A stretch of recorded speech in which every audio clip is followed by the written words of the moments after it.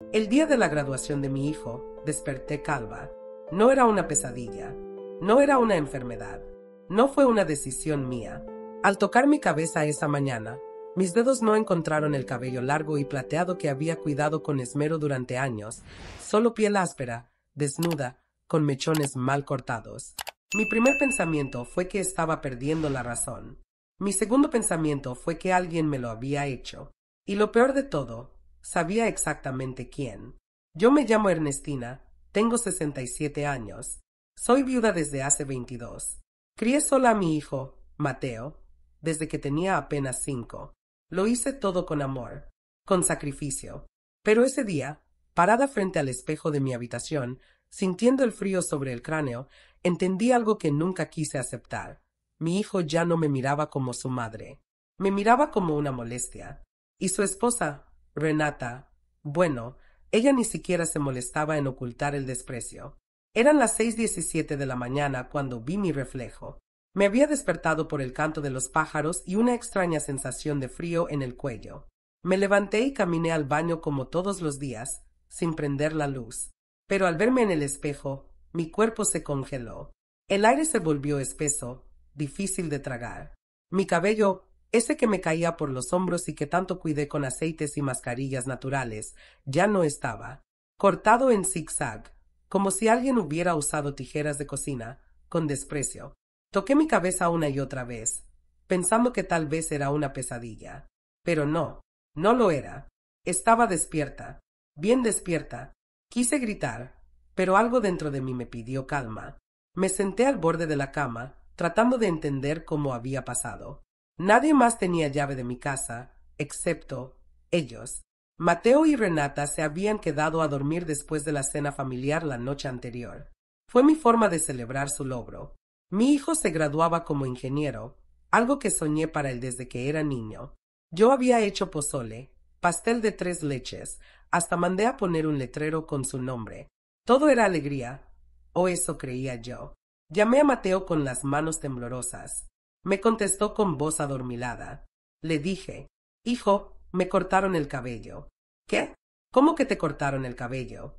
Alguien entró a mi cuarto anoche. Me raparon, Mateo. Estoy casi calva. Hubo una pausa. Una de esas que uno siente como una puñalada en el pecho. Mamá, ¿estás segura? Tal vez fue el estrés. Últimamente has estado muy nerviosa. A lo mejor, tú misma. Yo misma, como si me hubiera levantado a medianoche, tomado unas tijeras y, sin razón, me hubiera deshecho del único símbolo de mi feminidad que aún me hacía sentir viva. No supe qué responderle. Solo colgué. Sentí una mezcla de enojo, tristeza y algo peor, incredulidad. Mi hijo no me creía. A las 8 de la mañana bajé a preparar café, usando un pañuelo viejo para cubrir mi cabeza. Y ahí estaba ella, Renata, en la cocina, tomando té verde, maquillada como si fuera a un desfile, con su cabello castaño perfectamente alaciado. Me miró con una sonrisita, torcida. Buenos días, suegra. ¿Dormiste bien?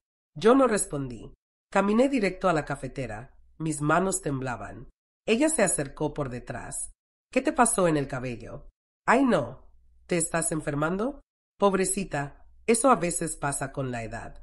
Sus palabras estaban envueltas en miel, pero su mirada brillaba con malicia. No lo dijo con compasión. Lo dijo para hacerme sentir pequeña. No era la primera vez. Desde que entró a nuestras vidas, me quitó espacio poco a poco. Primero la cocina, luego las decisiones, luego a Mateo. Pero esta vez me quitó el rostro. Y lo peor es que yo había estado ciega. Esa mañana, mientras todos se alistaban para la ceremonia, me encerré en mi habitación. Lloré en silencio, no por el cabello. Lloré porque me sentí sola en mi propia casa, porque mi hijo no me creyó, porque su esposa me estaba volviendo invisible. Me puse una buena vieja y me obligué a salir. No iba a dejar que me vieran derrotada. Me subí al coche con ellos, en silencio. Renata charlaba animadamente con Mateo sobre las fotos, los invitados, la recepción, como si nada hubiera pasado. Pero en el camino, mientras ella hablaba de maquillaje y fotógrafos, dijo algo que me heló.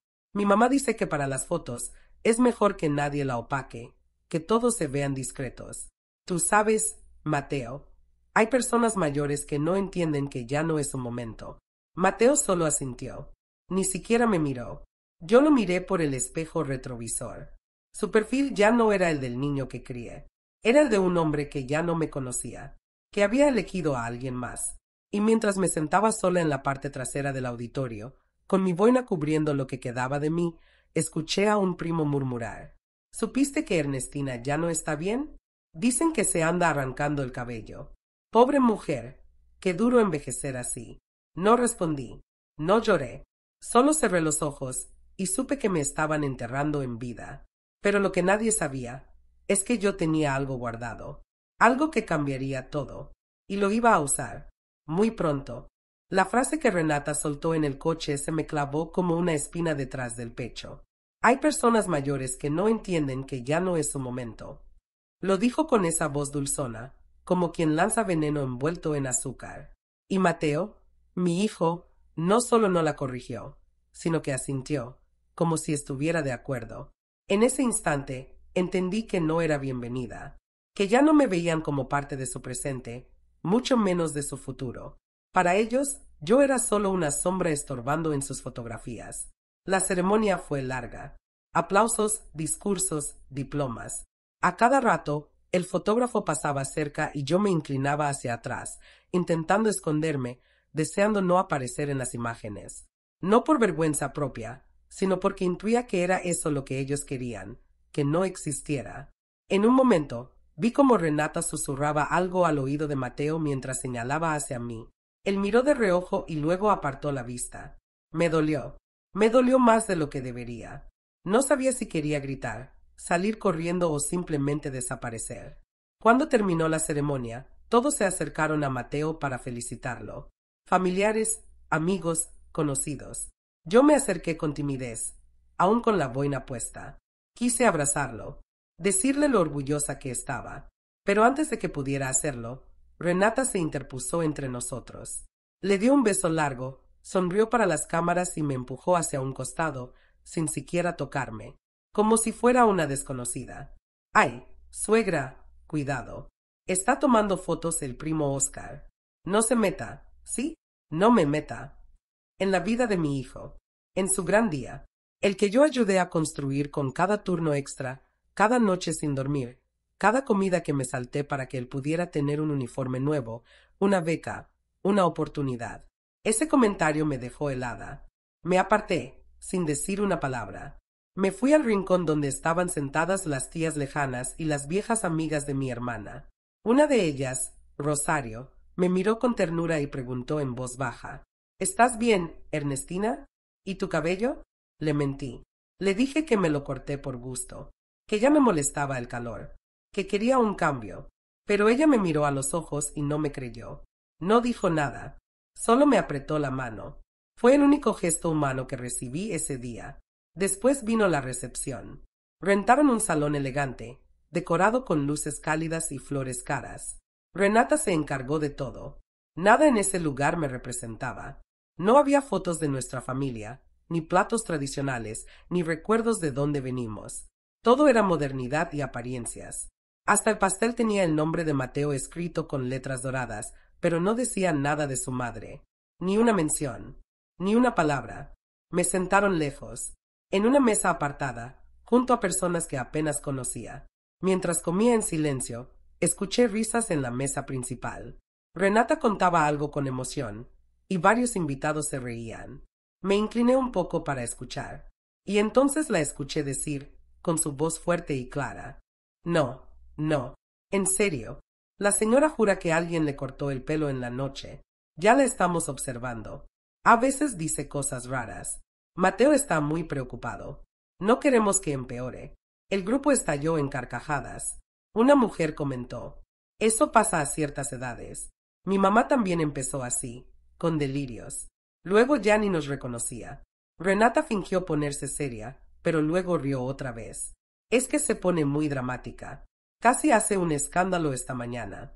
Imagínense, justo hoy. Qué inoportuno, ¿no? Me quedé quieta. El tenedor temblaba entre mis dedos. Ellos estaban riéndose de mí, frente a todos. ridiculizándome, mintiendo. Y Mateo. Mateo estaba ahí, al lado de ella, sonriendo. No decía nada. No la detenía. Solo la dejaba hablar. Fue en ese momento que recordé la última conversación que tuve con mi hermana Soledad, antes de que muriera. Ella estaba acostada en la cama del hospital, con el rostro pálido pero la mente más lúcida que nunca. Me agarró la mano con fuerza y me dijo: «No les digas nada. No todavía. Quiero que observes. Quiero que veas cómo te tratan cuando creen que no tienes nada. La gente muestra su verdadero rostro en la ausencia de dinero. Y cuando lo hagan, cuando te humillen, entonces decides. Pero no antes». Esas palabras me martillaban la cabeza ahora, porque eso era lo que estaba pasando. Me trataban como una carga, como una vieja que estorba. No sabían que yo era dueña de algo que podría cambiar sus vidas, una herencia que no esperaba nadie, y que yo aún no había tocado. Esa noche, al llegar a casa, fingí estar cansada. Me encerré en mi habitación. Y ahí, mientras me quitaba la boina, decidí que ya no iba a quedarme callada. No iba a implorar afecto. No iba a suplicar respeto. Iba a observar, a tomar nota, a prepararme.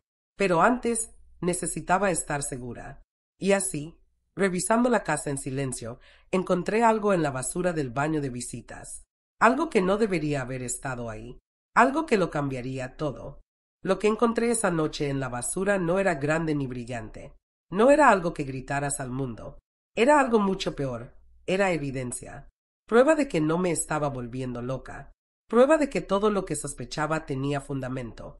Y aunque esa pequeña tijera oxidada no hablaba por sí sola, en mis manos se convirtió en una confesión silenciosa y definitiva. Estaba en el bote del baño de visitas, escondida entre servilletas manchadas de labial y un envoltorio de mascarilla facial. Al principio no la vi, pero algo me empujó a buscar. No sé si fue intuición, rabia o simplemente la necesidad de saber la verdad. La tomé con un pañuelo. Era una tijera escolar, de esas pequeñas, filosas, con un mango rojo gastado. Y en la base del filo había 3 cabellos largos, plateados, míos.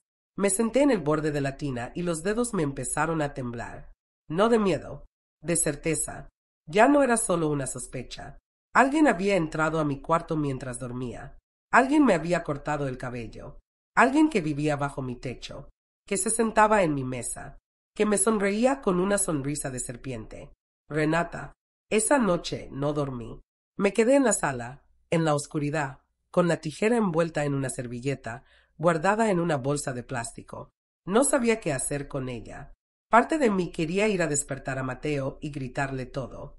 Otra parte, una más fría, más nueva, quería esperar, observar, hacer lo que mi hermana me pidió, mirar con atención quién era quien cuando pensaban que no tenía poder. Al día siguiente, la casa estaba vacía. Mateo y Renata habían salido a desayunar con amigos, para celebrar. Yo aproveché el silencio para revisar las cámaras de seguridad de la casa. Teníamos 2, una en la entrada y otra en el pasillo. Nada más. Las cámaras no grababan dentro de los cuartos, pero en la madrugada, exactamente a las 3:48 de la mañana, la cámara del pasillo captó a Renata caminando con sigilo hacia mi cuarto. Iba descalza, con algo en la mano. No podía verse con claridad, pero por la forma, podía haber sido una tijera. Al regresar, horas después, Renata me saludó con esa dulzura empalagosa que me revolvía el estómago. ¿Descansó mejor hoy, suegrita? Yo solo asentí. Le sonreí, pero por dentro, cada palabra que salía de su boca me escocía como ácido. Esa tarde decidí hacer algo que nunca había hecho, grabarla. Instalé discretamente una aplicación en mi celular. Lo dejé en la repisa de la cocina cuando ella hablaba por teléfono con su madre. Esperé, y valió la pena. Claro que no lo sabe, decía Renata, riendo. Ni siquiera sospecha. Me miró con esa cara de pobrecita de mí cuando me vio en la cocina. Ridícula. Pero sí, se lo corté. Completito. Y aún se pone su boina como si nada. Deberías verla. Pausa. No, Mateo no sabe nada. Ni falta que hace. Él ya piensa que su mamá está mal. Lo único que quiero es que ella se canse, que se sienta sola. Así tal vez se va a vivir con una de esas tías amargadas, o al menos que deje de meterse en todo. Silencio. ¿Herencia? Ay, mamá. ¿Cuál herencia? Esa señora no tiene ni para cambiar su carro. Y lo que tuvo, se lo gastó en el niño. Pobrecita, vive de recuerdos. Corté la grabación. Me senté con el teléfono temblando entre las manos. Era la confirmación que necesitaba. No solo lo hizo, se burló, mintió, manipuló. Y Mateo, él simplemente no quiso ver. Me encerré en mi cuarto. Abrí la cajita que tenía escondida detrás de una vieja maleta, bajo la cama. Ahí guardaba los papeles del banco, el testamento de Soledad y una libreta donde había anotado cada centavo que me había dejado. 14 millones divididos en 3 cuentas. Nadie lo sabía, ni Mateo, ni nadie. Por primera vez en años me sentí con poder, no por el dinero en sí, sino porque sabía que podía hacer algo con él, algo que no esperaban, algo que pondría a cada uno en su lugar. Esa noche cenamos los 3 juntos. Yo preparé caldo tlalpeño. Renata no lo tocó. Muy picante, dijo, haciendo un gesto de desagrado. Mateo ni me miró. Estaba revisando su celular. Hablaban de irse a vivir al norte, a Monterrey. Él conseguiría trabajo en una empresa de construcción. Ella quería algo más grande, más moderno. Y pues si tú quieres, suegra, puedes quedarte aquí en la casa, dijo Renata, casi con lástima. Total, ya estás acostumbrada. Me costó tragar el bocado. Quedó claro. Me estaban dejando atrás, como si fuera un mueble viejo que podían abandonar. Pero lo que Renata no sabía era que no sería yo la que se quedaría atrás. Y tampoco sabía que al día siguiente iba a descubrir algo en mi habitación que la iba a poner en jaque. Pensé que nada podía sorprenderme más después de escuchar a Renata confesar que me había cortado el cabello mientras dormía. Pero me equivoqué, porque al día siguiente, al abrir mi armario buscando un chal, encontré una caja que no era mía. No estaba ahí antes. Era una de esas cajas de regalo decoradas con flores, como las que se usan para guardar recuerdos. Pero lo que había dentro no era un recuerdo. Era una burla, una provocación, una crueldad disfrazada de ternura. Dentro de la caja había una peluca barata, de esas que venden en los mercados para disfraces, con el cabello falso enredado, de un color rojizo que no se parecía en nada al mío, y sobre la peluca una nota escrita a mano, para que no te sientas tan fea en las fotos. Mi estómago se revolvió. Sentí el pulso en las sienes, las manos frías, la sangre hirviendo. Era su letra, la de Renata, con ese estilo redondeado y pretencioso que siempre usaba en los post-its de la casa. Ella lo había puesto ahí, deliberadamente, como quien deja una trampa para una presa indefensa. Me senté en la cama, peluca en las piernas, la nota temblando entre mis dedos. No sabía si llorar, gritar o reír de lo absurdo. Lo había hecho. Me había dejado una burla en mi propio armario, en mi santuario, como una advertencia, como diciendo yo mando aquí. Pero en vez de romper la nota o quemar la peluca, la volví a guardar con cuidado en la caja. Cerré la tapa y la guardé en un lugar seguro. No iba a reaccionar con rabia. No esta vez. Aprendí que a los enemigos no se les enfrenta con ruido, sino con estrategia. Esa tarde salí de casa sin decir nada. Me puse un vestido largo, mis lentes de sol, y tomé un camión hacia el centro. Fui al banco. Pedí una cita con el gerente. Y en una oficina pequeña, rodeada de alfombras grises y olor a café, confirmé que las cuentas que mi hermana me había dejado seguían intactas. 14 millones. 3 en cuentas de ahorro. Una en inversión. Otra en dólares. El gerente me ofreció invertir parte del dinero en propiedades. Sonreí y le dije, aún no. Primero necesito saber quién merece que lo tenga. Después caminé por las calles de mi ciudad como no lo hacía hace años. Me detuve frente a un local vacío, en venta. Era pequeño, pero con ventanales amplios. Me imaginé ahí, vendiendo libros usados o sirviendo café a mujeres que, como yo, fueron olvidadas por sus familias. Me gustó la idea. Era la primera vez en mucho tiempo que pensaba en mí, sin culpa. Esa noche regresé a casa con pan dulce y una calma que no sentía desde hacía años. Mateo estaba en su cuarto. Renata, en el sofá, viendo televisión. Me miró de reojo cuando entré. No dijo nada. como si esperara que yo confrontara lo de la peluca. Pero no le di el gusto. Le serví una taza de té, con azúcar, como le gusta. Quería que supiera que yo también podía sonreír, sin mostrar los dientes. Al día siguiente, algo cambió. Empezaron a verme diferente, sospechosos, como si intuyeran que yo sabía más de lo que aparentaba. Mateo preguntaba si estaba bien. Sí. Necesitaba algo. Renata fingía amabilidad. Me ofrecía masajes, paseos, incluso me trajo una crema para estimular el crecimiento del cabello. No mordí el anzuelo, pero sí noté que algo en ellos comenzaba a quebrarse, como si mi silencio los hiciera perder el control. Porque el silencio, cuando se usa bien, se convierte en un espejo. Ese mismo viernes, en la madrugada, desperté al oír murmullos. Me levanté en silencio, caminé por el pasillo y me detuve frente a la puerta del cuarto de ellos. No estaba completamente cerrada. Escuché la voz de Renata, baja pero clara. Nos tenemos que apurar. Si no nos deshacemos de ella ahora, se va a quedar con todo. Estoy segura de que tiene algo guardado. ¿Viste cómo anda? Más arreglada, más sonriente, algo trama. Mateo no respondió de inmediato. Luego, su voz. ¿Y si se lo dejamos a Dios? Al final, no tiene a nadie más que a nosotros. Lo que tenga, nos lo va a dejar. Y entonces ella respondió algo que hizo que me sangrara el alma. ¿Y si no? ¿Y si decide donarlo? ¿Y si tiene testamento y se lo da a alguna causa estúpida, como esas mujeres solas que se creen fuertes? Hay que hacer algo, que firme, que se comprometa, que nos asegure lo que es nuestro, lo que es suyo, lo mío, mi vida, mi historia, mi esfuerzo. Volví a mi cuarto con pasos firmes. Cerré la puerta, me miré al espejo, me quité la boina, y mientras acariciaba mi cabeza desnuda, comprendí que ya no tenía miedo, que esta vez la que estaba por actuar era yo, y la oportunidad perfecta llegaría en apenas unos días, cuando recibiera una llamada inesperada que cambiaría todo. La llamada llegó un martes, justo cuando yo estaba sirviendo café. No era un número guardado, pero lo reconocí de inmediato.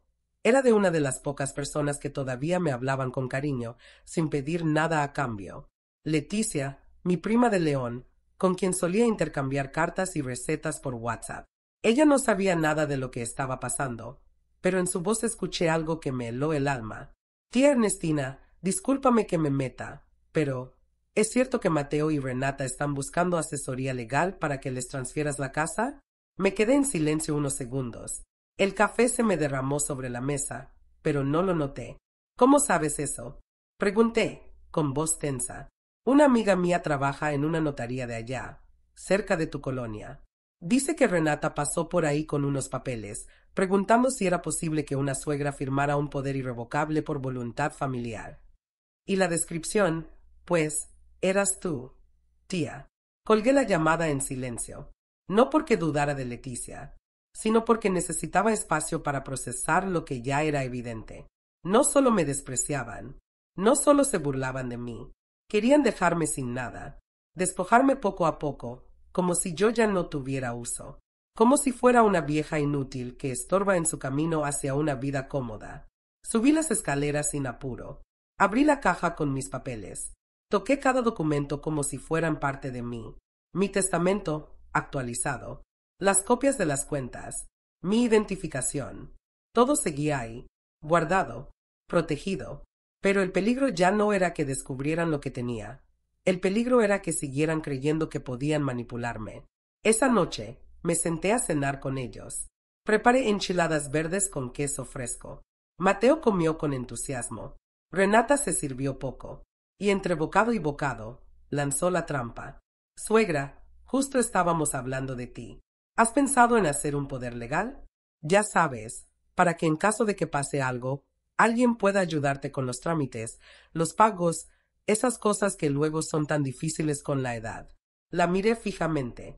Sonreí. Tragué despacio. ¿Y tú crees que ya no puedo manejar mis cosas? No, no es eso, se apuró a decir, riendo. Es solo por prevención. Mi mamá ya firmó uno. Es muy común.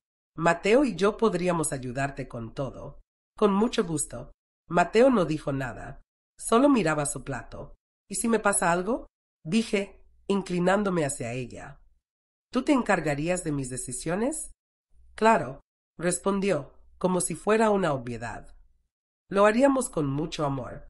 Amor. Guardé silencio unos segundos. Me levanté, recogí mi plato, y mientras lo enjuagaba en la tarja, les dije, déjenme pensarlo. Les aviso, esa noche no dormí. No porque tuviera miedo, sino porque estaba lista para actuar. Mi dignidad no tenía precio, pero mi historia, mi esfuerzo, mi amor, tampoco se iban a regalar. Al día siguiente, fui al mercado, compré mi pan favorito, visité la iglesia donde me casé hace más de 40 años, me senté en la banca donde Hilario y yo solíamos platicar antes de que la vida se lo llevara, y ahí, en silencio, hablé con él. No me van a borrar, viejo, no lo voy a permitir. De regreso en casa, encontré a Renata en mi cuarto. No escuchó que entré. Estaba hurgando en mi cajón de los suéteres. Buscaba algo, tal vez los papeles, tal vez la libreta donde anoto cada gasto. Me quedé en la puerta, observando, esperando, y cuando al fin se dio vuelta y me vio, fingió sorpresa. ¡Ay! Te estaba buscando. Pensé que había salido. Quería dejarte unas cremas que te compré para la piel. Me acerqué lentamente. Me paré tan cerca que podía oler su perfume caro. Te agradecería que no vuelvas a entrar aquí sin permiso. Su sonrisa se descompuso. Bajó la mirada. Asintió. Claro, claro, fue solo una confusión. No respondí. Solo la vi salir, nerviosa, por primera vez. Esa noche, abrí un documento en blanco en mi computadora. Empecé a escribir. No un testamento, no un reclamo, una carta, una sola, dirigida a Mateo, con las palabras que había callado durante años, sin insultos, sin drama, solo verdad. Y mientras lo hacía, mientras ponía en palabras todo lo que sentía, supe que la decisión estaba tomada. Pero justo cuando pensaba que ya había visto lo peor, alguien tocó a mi puerta, y al abrirla, lo que encontré no era parte del plan. Era algo que lo cambiaría todo. Al abrir la puerta, no esperaba ver a nadie, mucho menos a ella. No después de tantos años sin hablarnos. Era Alma, mi antigua vecina de la infancia. Había sido la mejor amiga de mi hermana Soledad, y durante un tiempo casi como una tía para Mateo. La vi ahí, parada con su suéter de hilo, una bolsa de tela colgada del hombro y los ojos llenos de urgencia. No fue una visita casual. Ella no venía por nostalgia. Venía con algo que necesitaba ser dicho y que nadie más se había atrevido a contarme. Perdona que venga así, dijo, apenas crucé el umbral. Pero no podía quedarme callada más tiempo. La hice pasar. Le ofrecí café. Ella lo rechazó. Se sentó en el borde del sillón como si tuviera un peso encima. Hace semanas que quería venir, pero no sabía cómo. No sabía si creerlo al principio, hasta que vi con mis propios ojos. ¿Creer qué, Alma? Le pregunté, aunque ya algo en mí se encogía. Tu nuera, Renata, está hablando con un agente inmobiliario. Quieren vender tu casa. Le dijo a alguien de mi edificio que tú ya no te sentías bien, que pronto ibas a firmar los papeles, que era cuestión de tiempo, y que ella ya estaba viendo departamentos nuevos. Mi espalda se tensó. No era que no lo hubiera sospechado, pero escucharlo en voz alta, tan crudo, tan directo, me sacudió. ¿Estás segura? Pregunté, sintiendo que me faltaba el aire. Sí, muy segura. Lo peor es que está diciendo que tú estás empezando a perder la memoria, que confundes fechas, que repites cosas, que necesitas ayuda permanente. Y, Ernestina, eso no lo inventé yo. Lo dijo en la tiendita, delante de varias personas, como si estuviera preparando el terreno. Por un momento, el mundo se me nubló. Cerré los ojos, respiré hondo. Pensé en mi hermana, en esa frase que me dejó antes de morir. Cuando creas que no queda nadie de tu lado, recuerda que tu dignidad es la última herencia que puedes defender. Alma me tocó la mano. Sé que tienes tus cosas en orden. Solo vine a advertirte, porque lo que están haciendo no es solo malicioso, es peligroso. Le agradecí en silencio. La abracé con fuerza. Esa fue la primera vez en mucho tiempo que me sentí realmente acompañada. Cuando se fue, me encerré en mi habitación. Saqué la caja. Abrí el cuaderno donde tenía anotado todo: el dinero de Soledad, el nombre del contacto del banco, el nuevo borrador de mi testamento. Todo estaba ahí, intacto. Pero también había algo más. Una carta vieja que había escrito y nunca entregado. Era para Mateo. La había redactado cuando tenía 13 años, después de una pelea en la secundaria. La carta hablaba de amor, de esperanza, de cómo, pase lo que pase, él siempre sería lo más importante para mí. La leí con lágrimas en los ojos, porque ahora todo eso parecía tan lejano, tan perdido. Esa misma noche, escuché a Renata hablar por teléfono otra vez. Estaba en la cocina, sin saber que yo la oía desde el pasillo. Sí, mamá, ya casi. Le vamos a proponer firmar algo simple. Le diremos que es para que todo esté en regla, y listo. ¿Te imaginas? Con lo que vale la casa, más su pensión, más lo poco que tenga ahorrado. Mateo y yo podríamos por fin empezar como queremos. Sin cargas, sin cargas. Así me veía, como un peso que había que quitarse de encima, como una molestia disfrazada de madre. Al día siguiente, desayunamos juntas. Mateo ya se había ido temprano. Renata se sirvió jugo, pan tostado, y luego, sin rodeos, lo dijo. Estuve hablando con un abogado. Nada serio, solo para que las cosas estén en orden. Pensamos que podrías darnos un poder notarial parcial. Tú seguirías viviendo aquí. Claro, solo sería un trámite. Nada cambia, suegrita. La miré a los ojos. Vi algo en ellos que ya no podía negar. Codicia. Esa codicia que no se conforma con cosas, que quiere controlar personas. Déjame pensarlo, le dije con voz tranquila. Claro, no hay prisa, respondió, sonriendo como si acabara de ofrecerme flores y no una trampa. Cuando se fue a arreglarse, aproveché para hacer mi propia llamada. No al banco, no al abogado. Llamé a una mujer de la que no había hablado en años, una prima que vivía en Oaxaca. Ella y yo no éramos cercanas, pero en cada Navidad me escribía con cariño. Sabía que tenía una pequeña finca allá y que vivía sola desde hacía tiempo. Claudia, le dije, ¿todavía tienes ese cuarto extra? Ella se rió. Claro que sí. ¿Por qué lo preguntas? Porque estoy pensando en hacer un viaje. Largo, tal vez permanente. Del otro lado, hubo silencio. Luego, su voz dulce. Cuando estés lista, aquí tienes casa. Y nadie que te quiera hacer firmar nada. Colgué. Mi decisión estaba tomada. Pero justo cuando creí tener todo bajo control, una voz detrás de mí me hizo soltar el teléfono. No estaba sola, y lo que escuché me hizo saber que ya no había tiempo para esperar. ¿Te vas a ir, Ernestina? Esa voz, justo detrás de mí, me hizo girar tan rápido que por poco se me cae el teléfono de las manos. Estaba ahí, Mateo, de pie en el marco de la puerta, con el rostro pálido y los ojos entrecerrados, como si no supiera si había escuchado bien. No supe cuánto tiempo llevaba ahí. No supe si había escuchado toda la llamada, pero su mirada me confirmó que había oído lo suficiente. ¿Me vas a dejar? Repitió, con un tono que no supe si era tristeza, sorpresa o culpa. Guardé el celular con calma. Me limpié las manos en el delantal.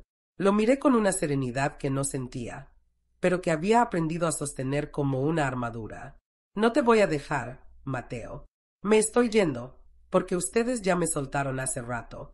Su rostro se contrajo, como si no esperara esa respuesta. Dio un paso hacia mí. ¿Pero por qué ahora? ¿Por qué así? ¿Y todo esto del poder legal? Renata solo quería ayudar. ¿Ayudar? Le interrumpí, sin alzar la voz, pero con la herida abierta. ¿Ayudar revisando mis cajones cuando no estoy? ¿Ayudar dejando pelucas en mi armario y diciendo que estoy perdiendo la memoria? ¿Eso es ayudar? Mateo se quedó inmóvil, como si lo hubiera abofeteado con palabras. Bajó la mirada. La culpa empezó a cruzarle el rostro como una sombra larga y lenta. No sabía de la peluca, murmuró. Yo creí que solo estabas cansada, que te estabas poniendo rara últimamente. Renata decía que estabas desorientada. ¿Y tú qué decías, Mateo? ¿Tú qué pensabas de mí? Silencio. Pensaba que te estabas rindiendo, que ya no eras la misma, y me daba miedo preguntarte qué te pasaba. Miedo de que me dijeras que necesitabas más de mí, y yo ya no sabía cómo darte más. Me acerqué. Le tomé el rostro con las dos manos. Ese rostro que había cuidado tantas veces con fiebre, con sueño, con desvelo. Ese rostro que vi crecer hasta volverse el de un hombre. Yo no necesitaba más de ti. Solo respeto. Solo verdad. Solo que no dejaras que alguien me borrara de tu vida como si no hubiera pasado por ella. Se le llenaron los ojos de lágrimas. Pero no lo abracé. No lo consolé.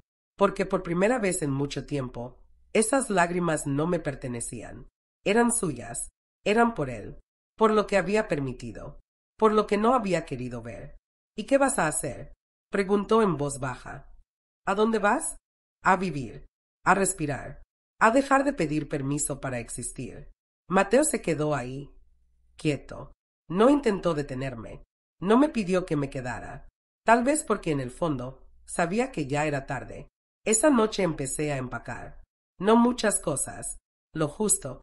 Mi caja con los documentos, la ropa que me gusta, los álbumes de fotos donde aún estábamos él y yo en mejores tiempos. Dejé la cocina limpia, los armarios ordenados, las ventanas cerradas. No me iba por rabia. Me iba por necesidad. Al día siguiente, antes del amanecer, salí sin hacer ruido. Dejé una carta sobre la mesa. Para él. No para los dos. Para mi hijo. Mateo. Esta casa fue mi refugio, pero ya no lo es. Me voy en paz, porque aprendí que no se puede vivir donde no se es vista. No te guardo odio. Solo me guardo a mí misma. Cuídala. Cuídate. Que la vida no te enseñe con más pérdidas lo que no supiste valorar cuando lo tenías. Tomé el autobús rumbo al sur. No sabía si mi prima Claudia me recibiría con los brazos abiertos o solo con un cuarto limpio. Pero por primera vez en años, el no saber no me daba miedo. Me daba libertad. La carretera se estiraba frente a mí, como una línea nueva en una hoja en blanco. Vi los campos, los cerros, los pueblos pequeños, y supe que era el principio de algo. Pero lo que no sabía era que, apenas 2 días después, Renata iba a descubrir que me había ido sin firmar ningún papel. Y que no solo me había ido, sino que había dejado atrás una decisión irreversible. Una que haría que su mundo empezara a desmoronarse. Cuando Renata descubrió que me había ido sin firmar ni un solo papel, la máscara se le cayó. No quedaba rastro de la sonrisa dulce, ni del tono fingidamente amable con el que me llamaba suegrita mientras planeaba despojarme de todo. Me lo contó Leticia por mensaje de voz, apenas 2 días después de mi llegada a Oaxaca. Su tono era una mezcla de burla y asombro. Ernestina, no sabes el escándalo que armó. Fue a la notaría hecha una furia. Decía que tú habías desaparecido, que habías dejado cosas a medias. Exigía que le mostraran los documentos que no existen. Estaba fuera de sí, gritando que era tu nuera, que tenía derecho a saber dónde estabas. Sonreí sola, sentada en la pequeña terraza de la casa de Claudia, con el sol acariciando mis hombros y el olor a café de olla llenando el aire. No era venganza lo que sentía. Era alivio. Paz. Saber que finalmente se había topado con un límite. Con una mujer que no se dejó. Leticia me contó que Renata había llamado a varios conocidos, inventando que yo sufría de pérdida de memoria, que quizás había salido sin rumbo. Pero Mateo no repitió esas mentiras. Según Leticia, él solo decía, se fue porque ya no se sentía bien aquí. Y tiene razón. No supimos cuidarla. Y eso, aunque dolía, también era una forma de justicia. Una pequeña grieta en el muro que ellos habían construido alrededor de mí. Esa semana en Oaxaca fue como aprender a caminar otra vez. Claudia me trató con una dulzura que no recordaba. Me llevó a conocer su jardín, me presentó a sus amigas del grupo de lectura, incluso me inscribió en una clase de bordado, donde mujeres de mi edad reían con la libertad de quien ya no le debe explicaciones a nadie. Una tarde, mientras caminábamos por el mercado, pasamos frente a una pequeña casa en renta. Tenía una bugambilia floreciendo en la entrada y un letrero escrito a mano que decía disponible. Me detuve. La miré por unos segundos. Claudia me preguntó si quería entrar. No hoy, le dije. Pero pronto. Y fue en ese instante, en medio de esa calle polvorienta, que supe que había empezado mi nueva vida. Una vida mía. Pero la historia no había terminado. Esa noche, mientras leía en la cama, mi celular vibró. Un mensaje de un número desconocido. Hola mamá. No sé si este número aún es tuyo. Solo quiero que sepas que Renata se fue. Dice que no puede vivir con alguien que duda de ella. Estoy solo. Perdón. No por lo que hiciste, por lo que no hice yo, por lo que permití, por no verte cuando más lo necesitabas. Si alguna vez puedes, contéstame. Lo leí varias veces. No sabía qué sentir. Parte de mí quería llamarlo, abrazarlo, decirle que todo estaba bien. Otra parte, la más herida, la que había soportado desprecios en silencio durante años, me pedía que no retrocediera, que no olvidara. Apagué el celular. Me quedé en silencio. Afuera, los grillos cantaban. Claudia dormía en el cuarto de al lado. Y yo solo miraba el techo, intentando decidir si aún quedaba algo de aquella madre que vivía solo para su hijo. Al día siguiente, pasé frente a la casa en renta otra vez. Toqué la puerta. El dueño era un hombre mayor, amable. Me mostró las habitaciones. Era sencilla, fresca, con una cocina pequeña y un patio trasero donde ya imaginaba colgando ropa limpia. ¿La quiere?, me preguntó. Y sin pensarlo mucho, dije, sí, la quiero, pero no para esconderme. Para empezar, firmamos el acuerdo en una libreta vieja. Nada de trámites complicados. En ese lugar, la palabra todavía tenía valor. Esa noche, dormí en mi nueva casa, y por primera vez en años, no tuve pesadillas. No soñé con casas vacías, ni con voces que me ignoraban. Soñé con flores, con ventanas abiertas, con libertad. Pero justo cuando sentía que podía respirar en paz, una carta llegó por correo, manuscrita, sin remitente, y al abrirla, entendí que el pasado todavía no había terminado de hablar. Reconocí la letra al instante, aunque habían pasado años desde la última vez que la vi escrita en papel. Era la de Mateo. Esa letra firme, apretada, con las R siempre inclinadas hacia atrás. El sobre estaba ligeramente arrugado, como si hubiera pasado por demasiadas manos antes de llegar a mí. Lo sostuve largo rato antes de abrirlo, no por temor, sino por dignidad, porque una parte de mí no sabía si aún quería escuchar lo que él tenía para decir. Pero lo hice, lo abrí, y al leer la primera línea, sentí que el corazón me temblaba en el pecho. Mamá, esta vez no escribo para convencerte de nada. Escribo para pedir perdón, aunque ya no me lo merezca. Las palabras eran simples, sin adornos, sin excusas. Después de que te fuiste, empecé a ver todo con otros ojos. Me quedé en una casa llena de cosas tuyas, pero sin ti. Cada rincón me hablaba, me gritaba lo que yo no quise escuchar antes. Tus fotos, tus notas, el olor de tus cremas, hasta el bote de costura sobre la mesa seguía ahí. Me di cuenta de que no te fuiste por capricho. Te fuiste porque ya no tenías espacio en una vida que se suponía que era también tuya. Leí con las manos temblando. Cada frase me clavaba más hondo, como si él hubiera abierto los ojos tarde, pero por fin. Renata se fue una semana después. Dijo que no podía vivir con alguien que dudaba de ella. Yo no dije nada. No intenté detenerla, porque entendí que, desde el principio, fui yo el que permitió todo. Yo abrí la puerta para que se burlaran de ti. Yo guardé silencio cuando debí defenderte. Tuve que sentarme. Me ardían los ojos. En silencio, volví a leer el párrafo. Y entonces llegó la parte que me rompió por dentro. Fui al cajón donde guardas las cartas viejas. Encontré una que me escribiste cuando tenía 13 años. Me dijiste que, pasara lo que pasara, siempre ibas a estar ahí.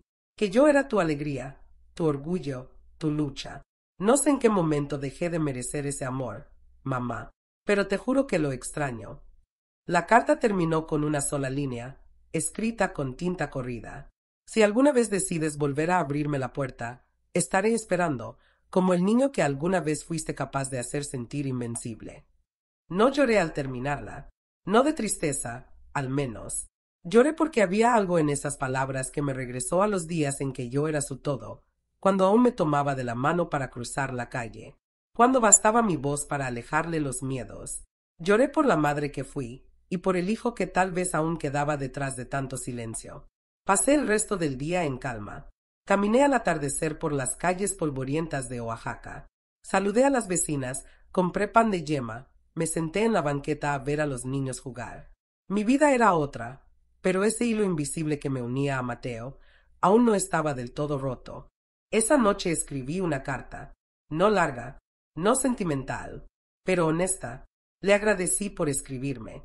Le dije que no era fácil sanar algo que dolía tanto, pero que, al menos, ahora sabía que no todo había sido en vano, que aún recordaba al niño que fui capaz de criar con amor, y que no me cerraba a volver a escucharlo. La dejé sin fecha, sin promesas, la guardé en un cajón, porque justo cuando pensaba enviarla, Claudia entró corriendo, con el rostro blanco como papel y una hoja en la mano. Ernestina, tienes que ver esto. Está en internet.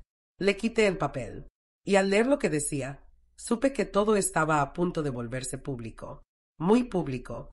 Más de lo que jamás imaginé. Mi nombre completo. Mi edad. Una foto mía de hace años. Y un titular que me dejó sin aliento. Anciana desaparecida habría sido manipulada por su familia para ceder sus bienes. Todo eso estaba en una publicación viral de una página local. El texto era ambiguo, lleno de insinuaciones, pero claramente hablaba de mí. Y lo peor es que venía acompañado de comentarios. Decenas. Algunos preguntaban si estaba bien. Otros acusaban a Mateo y a Renata. Y otros, los más crueles, sugerían que tal vez yo sí tenía problemas mentales y que me habían abandonado por mi propio bien. Me temblaban las manos. No de miedo, de furia. Claudia me miraba con los ojos abiertos como platos. ¿Quién lo publicó? Le pregunté. Un periodista que solía trabajar con la radio comunitaria. Dice que le llegó una denuncia anónima. Sabía que no había sido Mateo. Él no era así. Y Renata, ella tampoco se ensuciaría las manos con algo tan frontal. Pero quizás uno de los empleados de la notaría. O algún conocido de Leticia. La verdad es que no importaba. Lo que importaba era que ahora todos sabían algo que yo había querido mantener en silencio. Que me fui. Que elegí irme. Que renuncié a seguir siendo una sombra en mi propia casa. Pasé el resto del día en la terraza, sin decir mucho. Pensé en todas las versiones que la gente podía inventar de mí. La señora loca, la madre ingrata, la suegra difícil. Y me di cuenta de algo poderoso. No me importaba. Por primera vez en mi vida, no necesitaba que nadie entendiera mis decisiones. Solo necesitaba que fueran mías. Al día siguiente, recibí un mensaje de voz. Era Mateo. Su voz era suave, contenida, como si caminara sobre cristales. Mamá, vi lo de la publicación. Lo siento tanto. Yo no fui. Y sé que no quieres hablar conmigo, pero estoy preocupado. No por lo que digan los demás. Por ti. Porque tú no eres ninguna víctima, pero tampoco merecías todo lo que te hicimos pasar. He estado pensando mucho. En todo. En la vez que me ayudaste a escribir mi primer currículum. En cómo me esperabas despierta, aunque yo llegara a las 3 de la mañana. En los días en que te quedabas sin cenar para pagar mis libros. Y me siento avergonzado. Por haber olvidado todo eso. Por no haberlo defendido de quien intentó borrarlo. Pausó un momento, y entonces dijo algo que me desgarró y me reconstruyó a la vez. No quiero que vuelvas porque te sientes sola. Quiero que vuelvas si alguna parte de ti todavía cree que puedo ser el hijo que mereces. Si ya no lo crees, está bien. Lo entenderé, y te dejaré en paz. Esa noche salí a caminar bajo el cielo estrellado. Escuchaba mi respiración, el sonido de mis pasos en la calle de tierra, el murmullo lejano de una radio. Pensé en mis años como madre, como esposa, como mujer invisible. Pensé en cómo me había convertido en la única guardiana de mi propio valor. Y sentí que, pase lo que pase, ya nadie podía quitármelo. Volví a casa. Me senté frente a la mesa. Saqué papel y pluma. Y respondí su mensaje, no con palabras digitales, con tinta, con peso, con silencio entre líneas. Mateo, no necesito que el mundo entienda mis razones. Me basta con que tú, por fin, las escuches. Estoy bien. Estoy viva. Estoy fuerte. Y ya no me siento menos por decirlo. No sé si volveré, pero si algún día lo hago, será como mujer completa. No como la sombra de una madre sacrificada. Te sigo amando, pero ahora también me amo a mí. Guardé la carta en un sobre. La envié por correo, como antes, como cuando era niño. Hoy han pasado 4 meses desde que llegué a esta nueva casa. Las bugambilias del patio están floreciendo. Me despierto con el canto de los pájaros, no con gritos. A veces me siento sola, sí, pero no confundida. Sé quién soy. Y eso basta. Mateo me manda postales, una cada semana, a veces solo con dibujos, o con frases que me arrancan una sonrisa. No hemos hablado en persona. Aún no, pero creo que ese día llegará. Y cuando llegue, ya no será una madre buscando amor, será una mujer que decidió vivir, aunque tuviera que perderlo todo para encontrarse. Y si estás escuchando mi historia, te diré esto: a veces, irse no es rendirse. A veces, es el único acto de amor propio que nos queda. Gracias por haberme acompañado hasta aquí. Y ahora dime tú, ¿te has sentido invisible alguna vez? ¿Te has ido para salvarte? Déjame un comentario con la ciudad desde donde me escuchas. Y no olvides, hay días en que una mujer se levanta y elige por fin no volver a agacharse nunca más.